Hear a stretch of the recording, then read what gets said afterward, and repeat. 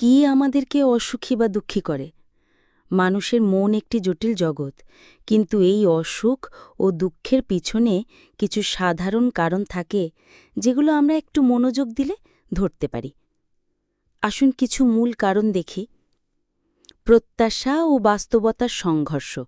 প্রত্যাশা যত বেশি, হতাশা তত গভীর। আমরা প্রায়ই আশা করি জীবন সবসময় মসৃণ চলবে, সবাই আমাদের বুঝবে বা ভালোবাসবে, আমরা দ্রুত সফল হব, মানুষ আমাদের মতো করেই চলবে। কিন্তু যখন বাস্তবতা তার বিপরীত দিকে চলে যায়, তখন আমরা হতাশ হই, অসুখী হই। প্রত্যাশা নিয়ন্ত্রণ করতে না পারলে জীবন সবসময় অপরিপূর্ণ লাগে। নিজের সাথে তুলনা করা। Comparison is the thief of joy. আমরা অন্যের জীবনের বাহ্যিক সাফল্যর সাথে নিজের জীবনের ভিতরের লড়াই মেলাতে যাই। যেমন, সে এত ভালো চাকরি পেল, আমি কেন পারছি না? ওর জীবন ঠিক কত সুন্দর, আমি এমন হতভাগা কেন? এই তুলনা আমাদের আত্মবিশ্বাস কমায় ও অসন্তুষ্ট করে। অতীতের দুঃখ বা ভবিষ্যতের চিন্তা। আমরা প্রায়ই অতীতের ভুল, স্মৃতি, দুঃখকে মনে করে বর্তমানকে বিষণ্ণ করে ফেলি। আবার ভবিষ্যতের অনিশ্চয়তা নিয়ে দুশ্চিন্তা করি। ফলে আমরা বর্তমানে যা আছে তা উপভোগ করতে পারি না। এটাই আমাদের দুঃখী করে তোলে। নিজেকে না ভালোবাসা। অনেকেই নিজের প্রতি দয়া বা সম্মান দেখাতে জানে না। নিজেকে দোষারোপ করা, ছোট করে দেখা, অপরের চোখে নিজেকে বিচার করাই দুঃখের উৎস হয়ে দাঁড়ায়।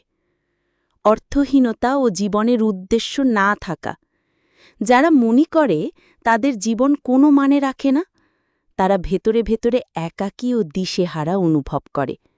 জীবনে যদি কোনো উদ্দেশ্য বা ভালোবাসার কিছু না থাকে, তাহলে সেই শূন্যতা থেকে গভীর দুঃখ জন্ম নেয়। নেগেটিভ চিন্তাও খুব।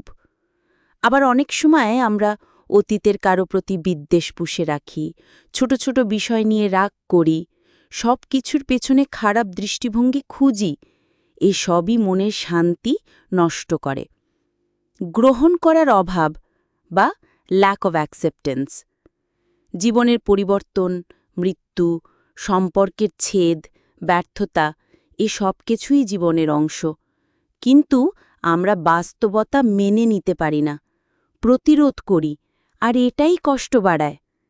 কিভাবে এসব থেকে মুক্তি পেতে পারি? কৃতজ্ঞতা চর্চা করুন। যা আছে তার জন্য ধন্যবাদ জানান। বর্তমানে বাঁচার অভ্যাস করুন। নিজেকে ও অন্যকে ক্ষমা করতে শিখুন। মানসিক স্বাস্থ্যকে গুরুত্ব দিন। জীবনের ছোট মুহূর্তগুলো উপভোগ করার চেষ্টা করুন। সহানুভূতি ও ভালোবাসা ছড়িয়ে দিন।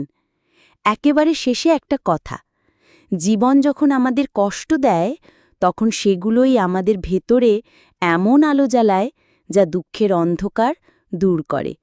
তাই দুঃখ এলে বুঝবেন আপনি এখন কিছু শেখার পর্যায়ে আছেন। আপনার যাত্রা চলছে এবং সেটাই